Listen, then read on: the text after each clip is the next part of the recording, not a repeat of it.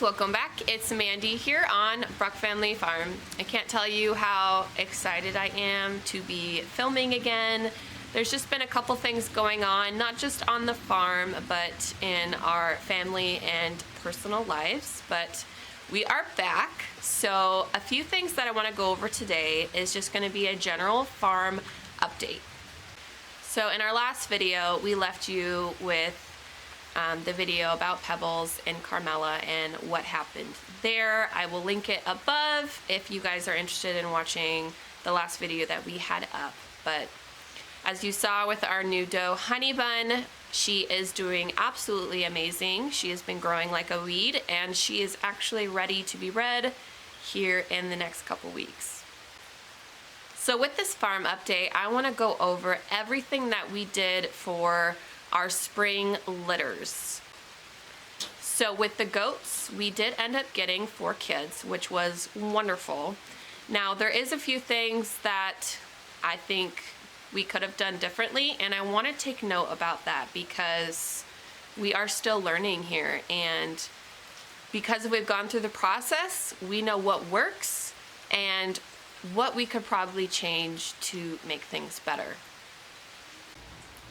So the fencing that we put up in between Carmela and Pebbles, it became more of a temporary solution because that's what we had on hand. So we just put some hog panels, tied them together to some T-posts, and right away we noticed that this wasn't going to work.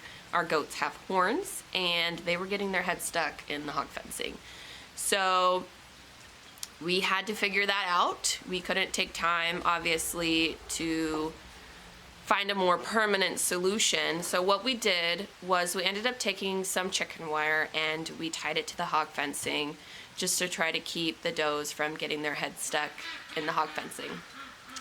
Yes, Doug.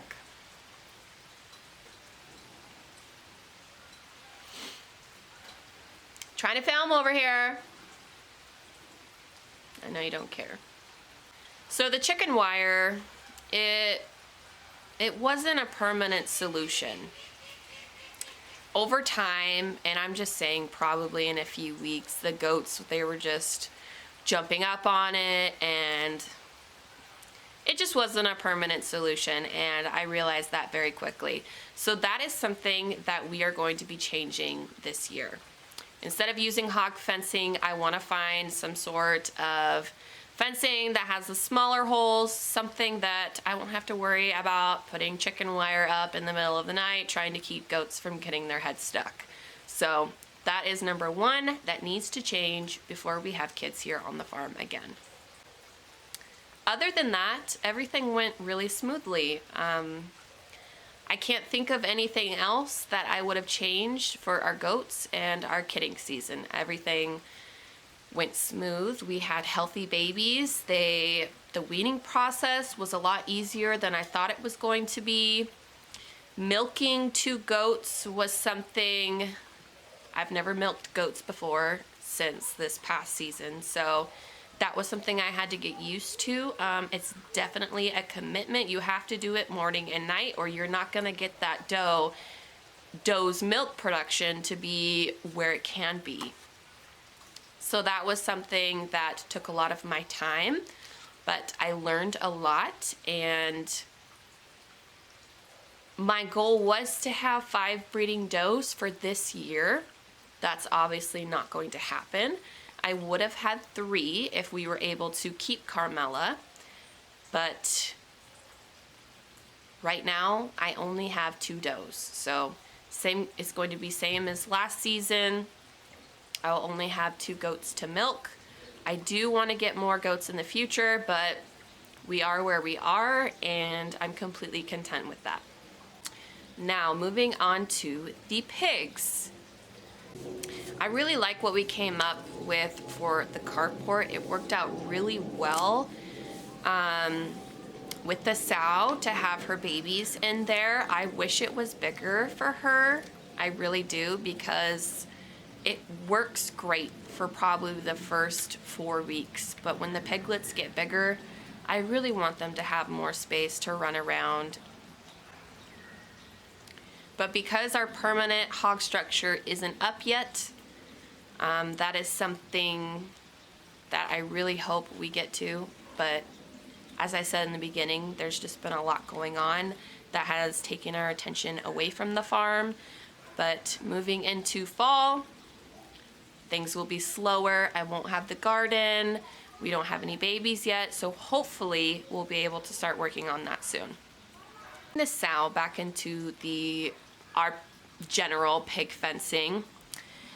It went okay. Now we have those crates that I showed you was in the carport for the piglets. We actually have another one that we have been using to transfer pigs from the carport back to the large pig enclosure. And as much as that does work, it takes a lot of time, and we did have one pig that did not want to go into the crate. So that was kind of an all-day adventure, but we got there eventually.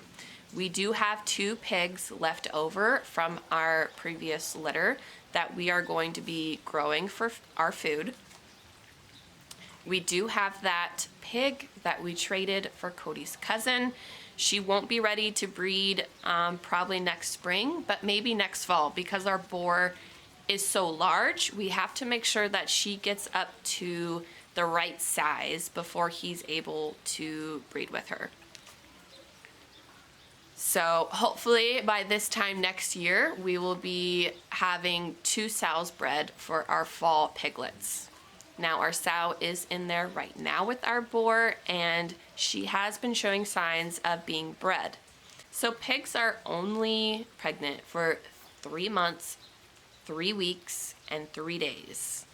So we know that the last time we bred our sow, she obviously didn't take the first couple times because she was bred in late November and she didn't have her babies until April 23rd. Now she is in there right now with the boar, hoping that we get our fall piglets. And she is showing signs of being bred. However, I don't think she took on the first and maybe second time. Looking at her from what we know from last year, I would say she's still got probably another month. She is getting a lot larger and her nipples are starting to develop again, but that was something that happened pretty early on in her pregnancy last time, so I don't really necessarily look at that as when she's going to deliver. What would be nice for the pigs is if our pig structure that we have blueprints made out for how we want it to look, we have slides that we want to be able to use from one pen to another. So when we want to breed our sow to our boar, all we have to do is lift up that gate and the boar will be able to come into the sow's enclosure.